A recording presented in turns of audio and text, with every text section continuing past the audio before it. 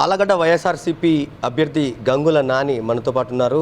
ప్రచారం ఏ విధంగా సాగుతుందో ఆయన మాటల్లోనే విందాం. అన్న చెప్పండి, ఇప్పుడు మళ్ళీ మీరే పోటీలో ఉన్నారు. గతంలో ఎమ్మెల్యేగా 5 ఏళ్ళు పనిచేశారు. ప్రస్తుతం మీరు ప్రజల వద్దకు ఏ విధంగా ముందుకెళ్తారు?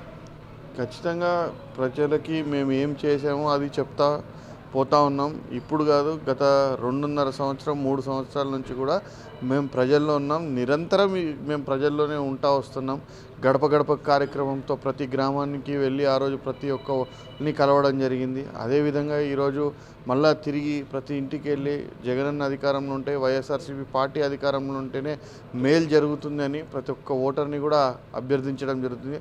వాళ్ళు కూడా ఖచ్చితంగా సార్ మేము ఆయన సొమ్ము తిన్నాం, ఖచ్చితంగా ఆయన ఓటేస్తాం, మీరు చెప్పినా చెప్పకపోయినా మేము వేసేదే ఫ్యాన్ గుర్తుకు అని చెప్పేసి ప్రతి ఒక్కళ్ళు కూడా స్వచ్ఛందంగా చెప్తా ముందరికి రావడం జరుగుతూ ఉంది. ఇటు తెలుగుదేశం పార్టీకి సంబంధించిన వాళ్ళు విమర్శ చేస్తున్నారు. ఏమాత్రం తెలుగుదేశం గవర్నమెంట్లోనే అభివృద్ధి జరిగింది, వైఎస్ఆర్సీపీ గవర్నమెంట్లో అభివృద్ధి జరగలేదన్నది వాళ్ళు చేస్తున్నటువంటి విమర్శ. ఒక్కసారి అది వాళ్ళే చెప్పాలా ఎటువంటి అభివృద్ధి జరిగింది, ఏం జరిగింది అనేది ఈరోజు మేము డాక్యుమెంట్స్తో సహా మేము ముందర పెడతా ఉన్నాం. ఇప్పుడు మీరు చెప్పండి, ఇదో మా హయాంలో ఈ ఆలగడ్డకి 50 పడకల ఆసుపత్రి తెచ్చాం, ఈ డిగ్రీ కాలేజ్ తీసుకురాగలిగాం, లేదా ఈ రోడ్ వేసాం, లేకపోతే ఈ గ్రామంలో ఈ గ్రామ సచివాలయం కట్టాం, లేకపోతే ఈ గ్రామ సచివాలయ వ్యవస్థ కింద ఇంతమందికి ఉద్యోగాలు ఇప్పించాం, వాలంటీర్ వ్యవస్థ. మీరు ఏం చేశారో చెప్పండి. అభివృద్ధి జరిగింది మా టైంలో ఏం అభివృద్ధి జరిగింది అంటే భూమా అఖిలప్రియ గారితో మీరు చర్చకు సిద్ధమా?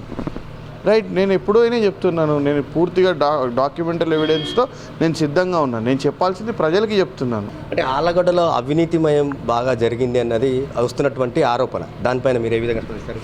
ఇప్పుడు ప్రత్యర్థులు ఆరోపణలు తప్పితే ఏం చేయగలుగుతారు? అవినీతి ఎవరు చేసినారనేది ప్రజలందరికీ తెలుసు.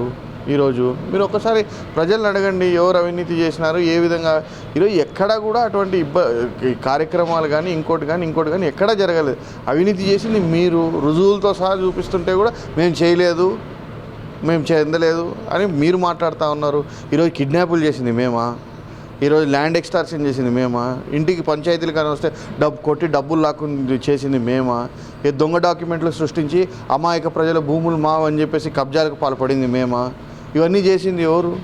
ఈరోజు అవన్నీ ఆ కార్యక్రమాలన్నీ మీరు చేసి ఈరోజు మీరు చేసినారు మా మీదకి వస్తారు. మా మీద ఒక అలిగేషన్ అలాంటివి చూపియండి.